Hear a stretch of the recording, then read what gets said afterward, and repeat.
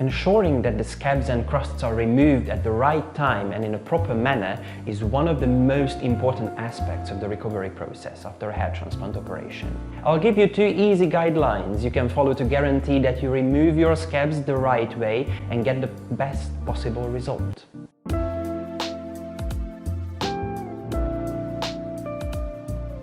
Hi, I'm János from HairPalace Hair Clinic, and as a patient coordinator I've accompanied the treatment of over 1,500 patients in the past 5 years. The formation of scabs and crusts is completely normal and expected, but the timing and method of their removal are crucial in order to ensure that the transplant is successful and you only experience minimal discomfort. The most important thing to keep in mind when it comes to the removal of the scabs is timing.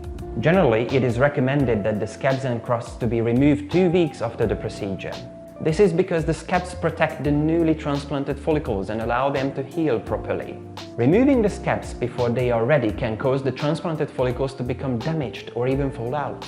When it comes to removing the scabs, the best method is to soak your scalp in lukewarm tap water for 15 to 20 minutes to soften the scabs completely. Then you should apply a gentle scalp massage to your scalp and slowly remove the scabs with small circular motions. Then you can rinse your scalp and let it dry. Some clinics do recommend to use a gentle cleanser. In such cases, it is best to stick to the product they recommend. But if they do not have a specific product, it is important to avoid using any harsh cleansers or scrubbing agents, as these can cause further irritation or damage to the area.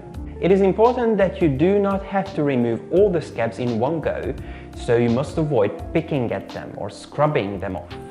You have to repeat the soak and the gentle massage daily, so the scabs gradually come off during the second post-op week. However, your scalp must be completely free of scabs by week 3.